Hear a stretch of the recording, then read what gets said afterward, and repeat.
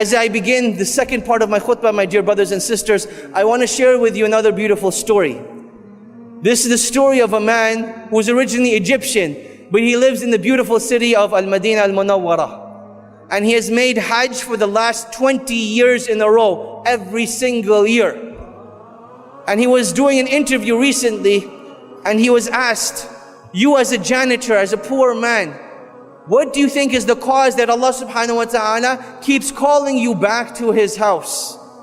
So in this interview, the man says, this is purely from the blessings of Allah subhanahu wa ta'ala. And I'm not sure of the exact reason, but I do remember a particular incident in my very first hajj that I saved up for the whole entire year before I came for my first hajj. And I went on this great journey.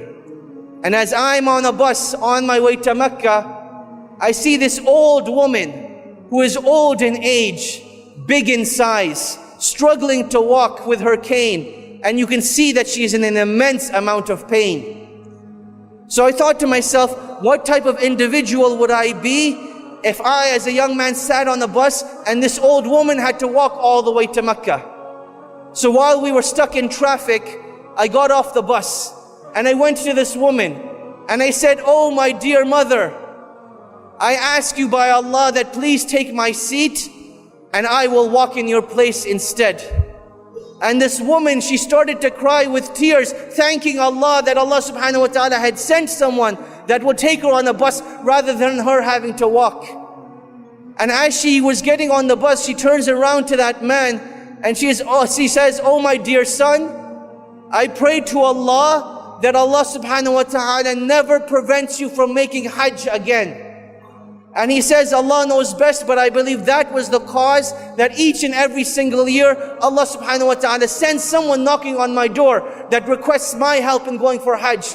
Or they request my company, or they say, I want to take you to hajj for free. And each and every single year for the last 20 years, this is what has happened. My dear brothers and sisters, when we make dua to Allah subhanahu wa ta'ala, we need to remember that nothing is impossible for Allah subhanahu wa ta'ala. Ibrahim alayhi salam, he was thrown into the fire and Allah subhanahu wa ta'ala told the fire to be cool and peaceful. Maryam, the mother of Isa, Allah subhanahu wa ta'ala granted her a miraculous birth, even though it was not humanly or physically possible. Isa alayhi salam was born speaking in his cradle. Yunus alayhi salam was devoured whole by a whale and taken to the bottom of the ocean. And when he called out to Allah, Allah subhanahu wa ta'ala was there to protect him and grant him that which he desires.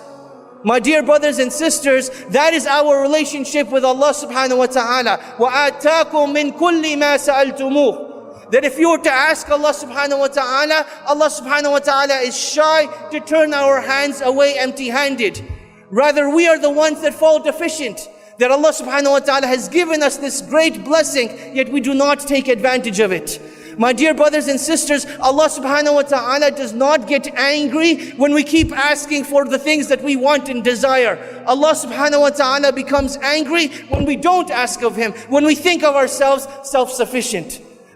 My dear brothers and sisters, Allah subhanahu wa ta'ala has legislated this act of dua as our relationship with Allah subhanahu wa ta'ala.